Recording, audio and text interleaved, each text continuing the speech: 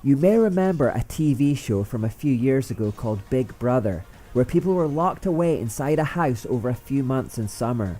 Every single area of the house was covered by cameras and microphones so that each housemate was monitored at all times. It was built as a social experiment to see how people reacted when they were confined to a small space with absolutely no access to the outside world. One of the most noticeable effects of being cooped up in this small compound, something which repeated itself in every season of the show, was that the housemates very quickly lost their sense of perspective on life.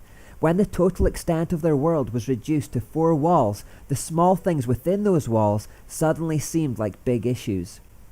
They began getting into furious fights over a missing piece of fruit from the fruit bowl, or a lost sock. Little gestures and stray words became magnified and blown out of all proportion.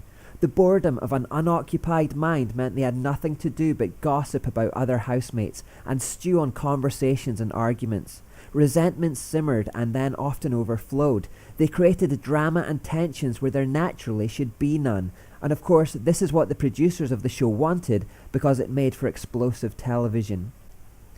Every Friday night, one of the housemates would be voted out, and immediately after coming back into the outside world, they would sit down for an interview with the host and be shown footage from their time in the house.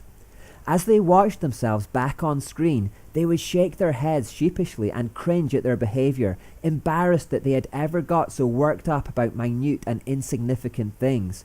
They would protest that they didn't recognise the person on screen. It was as though they had been woken from a dream or snapped out of some state of hypnosis and could suddenly see just how bizarrely petty and silly their disputes had been.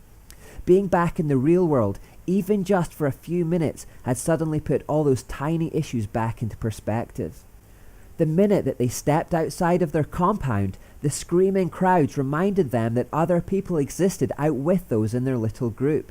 They were suddenly made aware of a great big wide world again, a world in which grand themes had been taking place while they had been locked away, a world where wars had begun, where people had died, where new lives had begun, where terrorists had struck, where tsunamis and earthquakes had ravaged nations, where economic crises had robbed people of their livelihoods and homes. Events of huge national and international significance had taken place, things they hadn't heard about because all the while they'd been shut up in a compound bickering about a missing banana or a pair of socks. How insignificant in the larger scheme of things that now seemed. How trivial. No wonder they felt so sheepish when they watched their behaviour back in that context. Now, a similar thing can happen in church. When we lock ourselves away inside 4 walls and make church insular and small, we can lose perspective, and that leads to arguments over things that are actually quite trivial. I talked little about this in Stay Free. We get into arguments about flower arrangements, or bicker about how loud the drums were, or whether it was right that one of the elders wasn't wearing a tie on Sunday. We argue endlessly about minor theological doctrines to no use or advantage other than to be proved right. We gossip about a guy because he raised his hands when he was singing, or whisper about that lady in the 4th row that wore an unusual hat.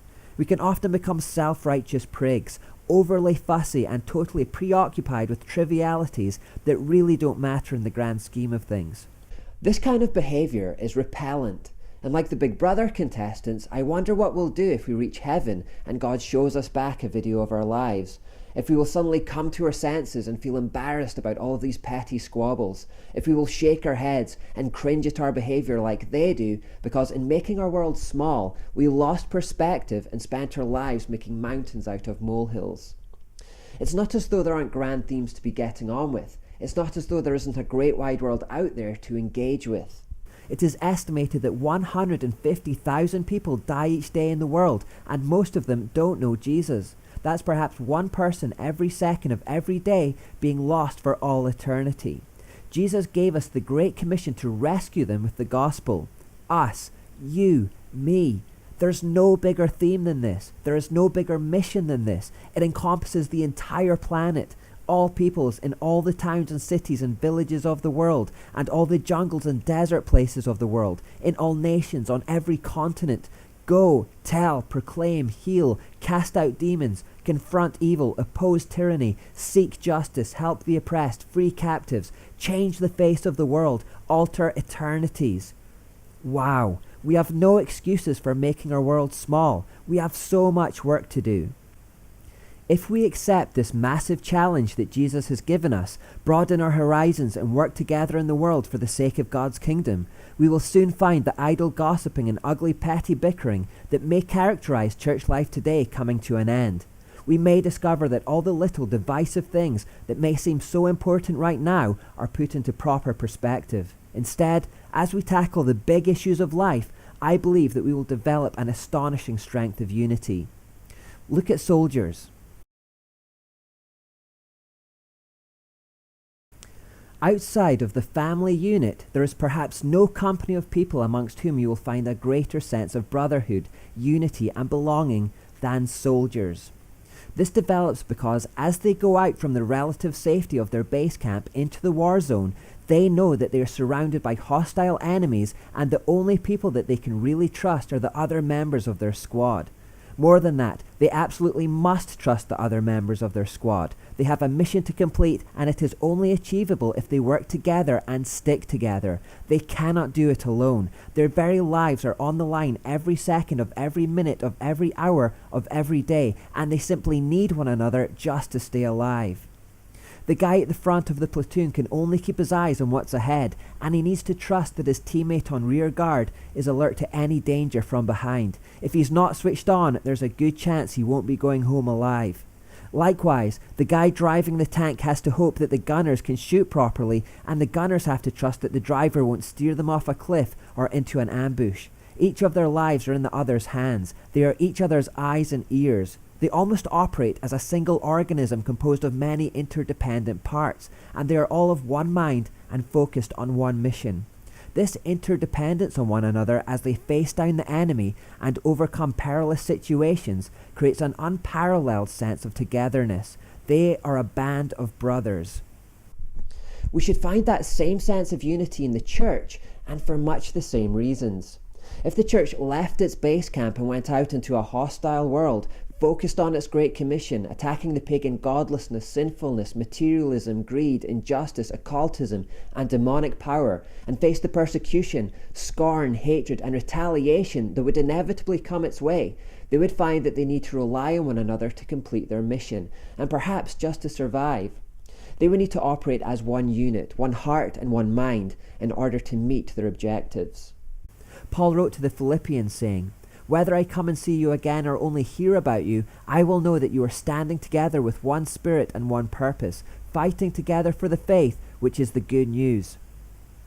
That should be a picture of the church today, standing together, working together, fighting together in aid of a common cause. So united should the church be that Paul even described the church as a single body made up of many parts, saying that each part of the body needs to work with the other parts just to get the job done. We should really be like one organism. We must be each other's eyes and ears and hands and feet. And just as the human body develops muscles by work and resistance, so will the body of Christ. If you sit on the sofa and give your body no work, it becomes flabby and weak. But if you get to the gym and give it some resistance, it develops muscles. The body of Christ is the same. This is why the church historically thrives in the face of persecution. It gets stronger as it faces challenges. Therefore, the church needs to set achievable objectives, real objectives in the real world, and then it needs to be trained and equipped by discipleship to meet those objectives and to work together in unity towards those objectives. What are the problems and opportunities that exist within your local community? Identify them and then train and send out groups to tackle them. Not only will the church then become more productive, but it will also become stronger by the effort, more winsome to the world, and more unified in the process. Our individual and collective sanctification will increase rapidly as we leave our comfort zones and disciple and minister to others.